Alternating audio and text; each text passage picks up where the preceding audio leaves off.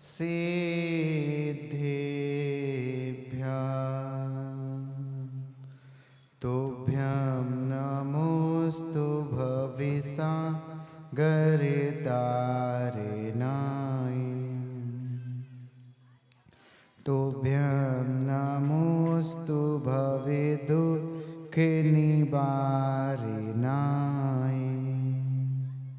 अध्यात्मे मूर्ति गुरुदेवे नमोस्तु तुभ्यम् आचार्य वर्धे सुविशुद्धे नमोस्तु तुभ्यम् आचार्य वर्धे सुविशुद्धे नमोस्तु तुभ्यम् आचार्य वर्धे सुविशुद्धे नमोस्तु तुभ्यम्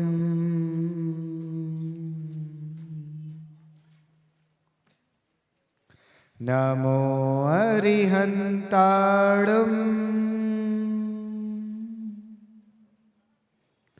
नमो सिद्धाणं नमो आयरेयाणम्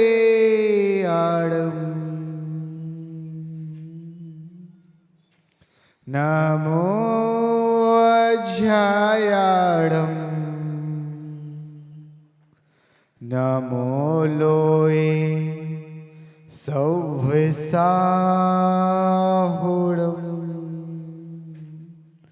शासन नायक श्री वर्धमान स्वामी भगवान परम पूज्य चर्या शिरोमणि आचार्य श्री विशुद्ध सागर जी महाराज की मंगल देशना विशुद्ध देशना। इस कार्यक्रम के पुण्यार्चक हैं डॉक्टर निर्मल अनीता जैन। विशुद्ध सागर जी गुरुदेव की सुसंवेगी मुनि श्री सुब्रेश सागर जी गुरुदेव की मुनि श्री पिणेश सागर जी गुरुदेव की द्वादशांग जन्माणी माता की जन्म कल्याणक महा महोत्सव की परम पूज्य मुनि श्री पुणेश सागर जी महाराज की। आज हम सबके महापुण्य का उदय हुआ है। हम सभी इस युग के महान अध्यात्म के राजहंस चर्या शिरोमणि आचार्य गुरुवर विशुद्ध सागर जी महाराज के आशीर्वाद से यहाँ बैठे हुए हैं।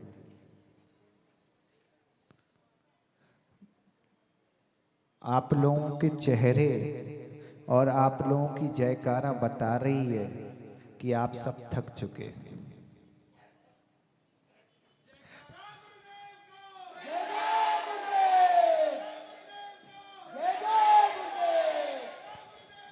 जय जय गुरुदेव। पहले तो यहाँ जितने लोग बैठे ना, सब लोग अपने दोनों हाथ ऊपर करना। जिनके पास हाथ हैं नहीं है वो मत करना। सबसे पहले इसलिए हाथ ऊपर मत करो, इसलिए हाथ ऊपर करो कि तुम हमें यहाँ लाए और हम आए इसलिए नहीं, तुम्हारे अंदर यहाँ लाने के भाव उसके लिए एक बार जोरदार ताली बजाओ। तुमने वो कर दिया जो तुम्हारी पीढ़ी में कोई नहीं कर पाया, तुमने वो करके दिखा दिया। जिस इतिहास में कोई नहीं आया वहां तुम हमको लाए। अरे कम से कम अपने लिए बजा रहे, जोर से बजाओ। जय जय गुरुदेव। आज भगवान का जन्म हुआ है। आपको क्या लग रहा है जैन परिवार? भगवान का जन्म हुआ है और उस व्यक्ति का, उस महामनीषी का जन्म हुआ है जिसका जन्म लेते ही तीनों लोक में एक पल के लिए सुख शांति आनंद की अनुभूति होती है। एक दो जगह नहीं जहां जन्म लेते वहां नहीं, उस देश में नहीं, उस प्रदेश में नहीं, उस पूरे पृथ्वी पर नहीं, तीनों लोक में, तीनों लोक में शांति की अनुभूति होती है। यहां तक कि जो 24 घंटे 365 दिन कष्ट में रहता, वह नरक का नार की भी एक पल के लिए शांति का अनुभूति उस महामनीषी का जन्म हुआ है, उस महापुरुष का जन्म हुआ है जिसके जन्म लेने पर इतनी शांति। पप्पू सेठ, तुमने भी जन्म लिया होगा, हो सकता तुम्हारे बाप दादा बड़े रईस रहे हो सकता तेरे जन्म पे 2, 5, 20 बाजे आए हों, लेकिन तुम्हें पता नरेश भाई, जब तीर्थंकर प्रभु का जन्म होता है ना, 1, 2 नहीं, सारे 12 करोड़ बाजे बजते हैं। 1, 2 नहीं, सारे 12 करोड़। तुम्हें क्या लग रहा है, सारे 12 करोड़ अगर बाजे यहां रख दूं ना तो तुम्हारे नवरंगपुर में जगह ना बचे हैं?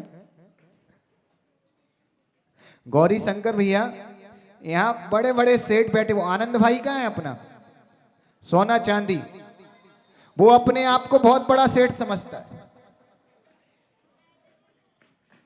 आप क्या सोच रहे हैं आनंद भाई,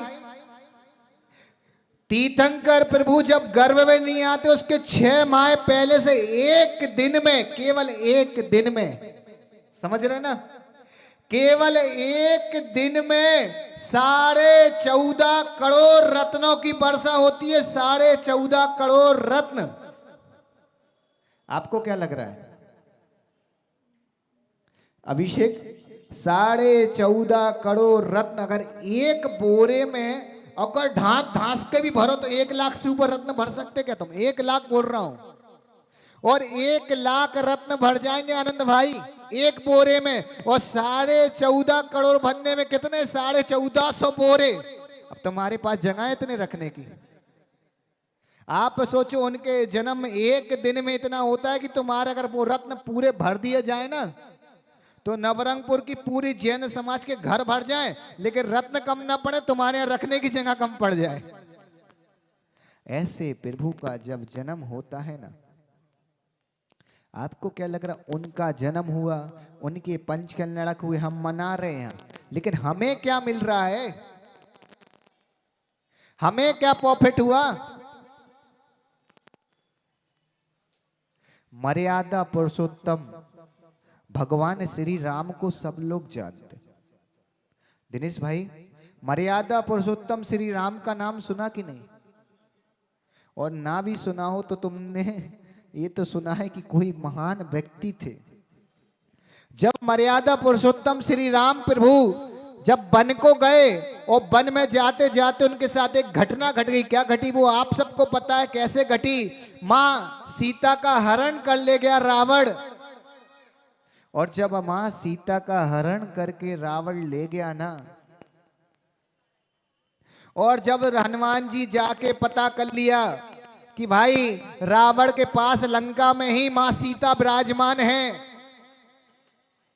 दिनेश भैया, जब हनुमान जी ने पूरा पता कर लिया और जब विचार किया कि इतनी बड़ी सेना को हनुमान जी राम जी को लक्ष्मण जी को तो ले जाएंगे उड़ाकर, पर इतनी बड़ी सेना को कौन लेके जाएगा? तो क्या विचार किया गौरी भाई? आज के युग के इंजीनियर नहीं थे, पहले भी इंजीनियर थे। नहीं तो कोई इंजीनियर भाई सोचे हमने पढ़ लिख के बहुत बड़ा काम कर दिया। तुमने क्या किया? तुमसे बड़े बड़े इंजीनियर थे। उन्होंने नल और नील को ले जाकर सब्बू भाई, उन्होंने जब बांध बनाना शुरू किया तब एक घटना घट गई। क्या हुआ? पत्थरों पर राम लिखे और पत्थर को फेंक दे और राम राम का पत्थर तरने लगा। तो बड़े आश्चर्य हुआ कि ये घटना वहां भी पहुंच गई। जब रावण के राज्य में घटना पहुंची और नगरवासियों को पता चला ना, क्या पता चला? कि भाई वह जो आ रहा है ना युद्ध लड़ने, वो कोई छोटा मोटा व्यक्ति नहीं, बड़ा मायावी है। और जब वह व्यक्ति उसके नाम के पत्थर फेंकते हैं ना, तो वो पत्थर भी पानी में क्या करने लगते हैं? एक चीज याद रखना, हम एक टाइम खाते, तुम्हारे टाइम की कोई गिनती नहीं, इसलिए तुम्हें ज्यादा बोलना चाहिए, हमें कम। वो पत्थर क्या करने लगते हैं? तैरने लगते हैं। रावण को पता चला कि पूरी पिजा में हलचल मच गई। भाई अब क्या करूं? पप्पू भैया, पूरी पिजा में जब हलचल मच गई ना, तो रावण बोला तू क्या बात करता, मेरे नाम के भी पत्थर तैरते हैं। रावण भी गया समुद्र के किनारे, उसने भी रावण लिखा और पत्थर फेंका, और पत्थर तैर गया। अब एक घटना तो ठीक है, रावण को पता थी और पत्थर को पता थी। जब रावण नाइट के समय अपने सैन्य कक्ष में आया दिनेश भैया, तो मंदोदरी पूछती है कि मैं भी जानता हूं, मैं भी जानती हूं, तुम भी जानती, तुम्हारे क्या, तुम्हारे बाप की औकात नहीं कि तेरे नाम का पत्थर तैरे। तू तो ये बता कि वो पत्थर तैरा कैसे। क्या मैं भी जानती हूं, तू भी जानता है कि तेरे बाप में भी औकात नहीं कि पत्थर तैरा दे। तुम तो ये बताओ पत्थर तैरा कैसे। रावण अपने बेडरूम में था, खुल के बात हो सकती थी। रावण बोलता मुझे भी मालूम कि मेरे नाम का पत्थर नहीं तैर सकता, मैंने तो लिखा रावण ही था, पर एक कसम कर दी, मैंने पत्थर से कहा तुझे श्री राम की सौगंध, अगर तू नहीं तैरा तो क्या, तुझे श्री राम की सौगंध, अगर तू नहीं तैरा तो। आपको क्या लग रहा है, राम के नाम का पत्थर तैर गया। और भी यहाँ एक घटना यहाँ खत्म नहीं हुई, फिर वहां एक घटना शुरू हो गई। अब श्री राम के मन में लगने लगा देख देख कर कि भाई मेरे नाम के लिखने से पत्थर कैसे तैर रहा। उनको भी बड़ा डाउट पैदा होने लगा। अब उन्होंने क्या किया गौरू भाई, उन्होंने भी दूर जाकर, जहां पूरी सेना बैठी थी वहां नहीं, और दूर जाकर, डाउट था नहीं तैरा तो बेइज्जती। और प्रभु श्री राम ने क्या किया, दूर जाकर एक पत्थर उठाया और उस पत्थर को, बड़ा सा पत्थर लिया, और उसके पहले उन्होंने देखा कि एक गिलहरी आ रही है। आपने रामचरितमानस में पढ़ा होगा, एक गिलहरी आ रही है, और जब गिलहरी छोटे छोटे कंकड़ ला रही है, और जब देखते हनुमान जी, और हनुमान जी की सेना जब देखती है, तो लोग बोलते तू क्यों ला रही है। तो बोलते कि जब प्रभु के चरणों में तुमको अर्पण कर सकते तो मैं क्यों नहीं कर सकते। एक गिलहरी, छोटे छोटे पत्थर, उसका मुंह कितना सा होता है, उसमें कितने पत्थर समाएंगे। वो छोटे छोटे कंकड़ उठा के किसी को मार दो तो पता चले, लगे भी ना, असर में ना हो, वो पत्थर ला रही है। तो हनुमान जी पता क्या बोलते हैं उस गिलहरी से, वो बड़ा काम की बात है।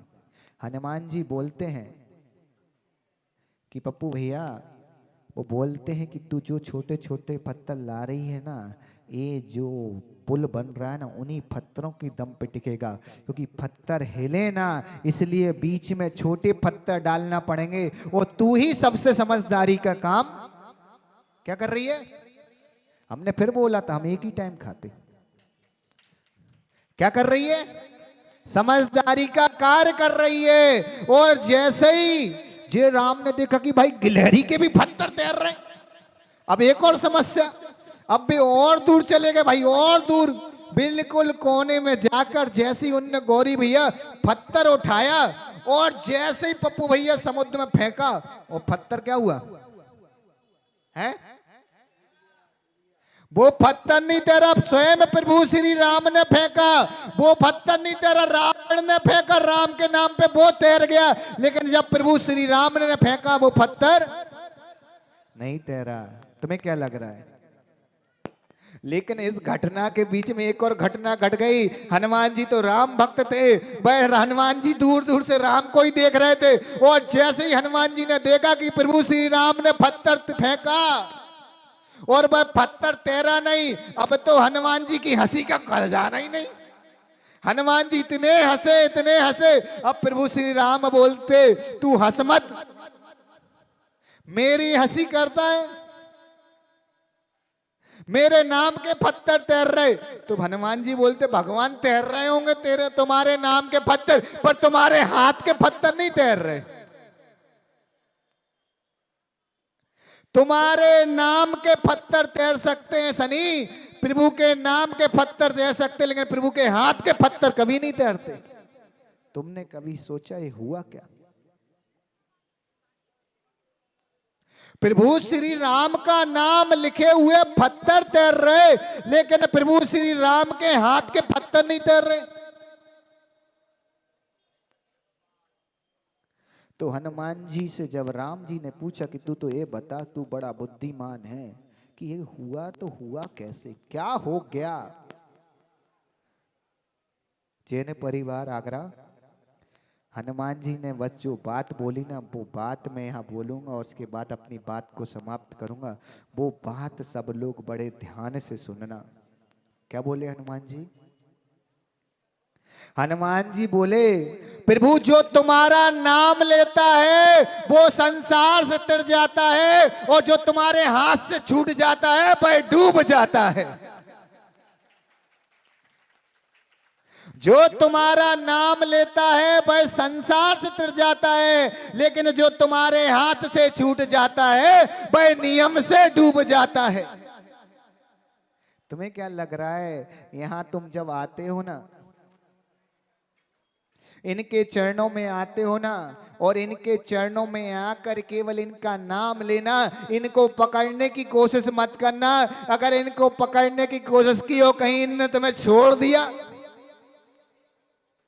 क्या होगा? बुंदेलखंड में कहते गई भैंस, फिर कोई नहीं बचाएगी कहानी में गई भैंस। तो इसलिए अगर इनके नाम का सहारा लोगे तो नियम से तिर जाओगे। राम का नाम हो, महावीर का नाम हो, आदिनाथ का नाम हो, किसी भी परमात्मा का नाम लोगे तिर जाओगे। लेकिन अगर इनके हाथ से छूट गए तो नियम से डूब जाओगे, और तुम लेते भी कहां नाम हो।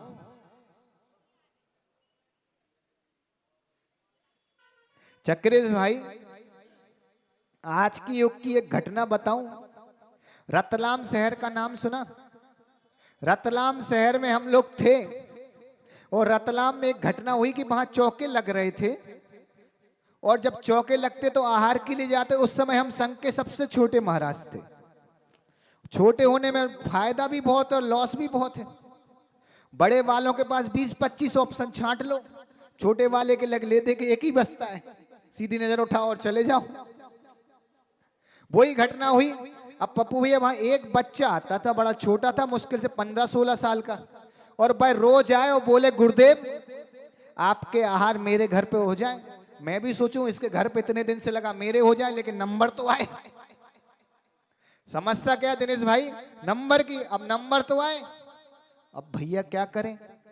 ले दे के एक दिन उसके घर पे पड़गान हुआ, और जब पड़गान हुआ ना चक्रेश भाई, माताओं को बड़े गौर से सुनने वाली बात है। जब वहां पड़गान हुआ और पड़गान होके गौरी भाई जब मैं पहुंचा तो दरवाजे से ऐसी घुसा ना, तो वहां एक स्टैंड, और उस स्टैंड पे कम से कम 30-40 जोड़ी जूते चप्पल। मैंने कहा बड़ा जिला परिवार है, 30-40 जोड़ी जूते चप्पल, बड़ा अच्छा खासा बड़ा लंबा चौड़ा परिवार है पड़गान में, लेकिन कम लोग दिख रहे थे। फिर आगे चला तो आगे जैसे ही आहार चालू हुए, आहार हो रहे, आहार होते होते जो टेबल रखी ना उस पे अचानक नजर पड़ी, और रोटी के डिब्बे की साइज देखी। हमने कहा इसमें तो 15-20 रोटी बैठेंगी। मैंने कहा 40 चप्पलें और 15-20 रोटी, लफड़ा समझ में नहीं आया। आगे सनी, फिर मैंने जब आहार हो गया उस बच्चे से पूछा तुम्हारे घर में कितने लोग रहते? आप सुनोगे बड़ा आश्चर्य करके बोले बस मम्मी पापा मैं और बहन। मैंने कहा बस 4 लोग? बोले हाँ। और मैंने कहा जूते चप्पल 40 जोड़ी? बोले सबके 10-10। अब आप सोचो तुम्हारी दुर्दशा क्या है, तुम्हारा कितना जीर्ण उद्धार होना चाहिए। जहां रोटी कम जूते चप्पल ज्यादा, वहां कितना धर्म की आवश्यकता। तुम्हें क्या लग रहा वहां तुम्हारी भी स्थिति यही है? तो याद रखना, प्रभु के नाम का नाम लोगे तो तिर जाओगे, और प्रभु के हाथ से छूट गए तो डूब जाओगे। गुरु का नाम लेते रहोगे तो नियम से तिर जाओगे, और गुरु के हाथ से कहीं छूट गए तो नियम से डूब जाओगे। इसी भावना के साथ कि हम अपने मरते समय अंतिम श्वास तक अगर केवल कोई नाम सहारा है तो वो प्रभु के नाम का सहारा है। उस सहारे को कभी ना छोड़ें, और अगर उस सहारे को छोड़ दिया और प्रभु ने हमें छोड़ दिया तो हमें डूबने से कोई नहीं बचा सकता। फिर तो एक ही लाइन याद आएगी, गई भैंस, क्या गई भैंस गई भैंस पानी में, फिर कोई तुम्हें संसार में नहीं बचा सकता है। संसार के सागर से अगर तुम्हें तैरना है तो तुम्हें प्रभु के नाम का सहारा लेना ही पड़ेगा, और वही नाम तुम्हारे जीवन में कल्याणकारी बनेगा। इसी पुनीत मंगल भावना के साथ बोलिए आचार्य गुरु विशुद्ध सागर जी महाराज जी की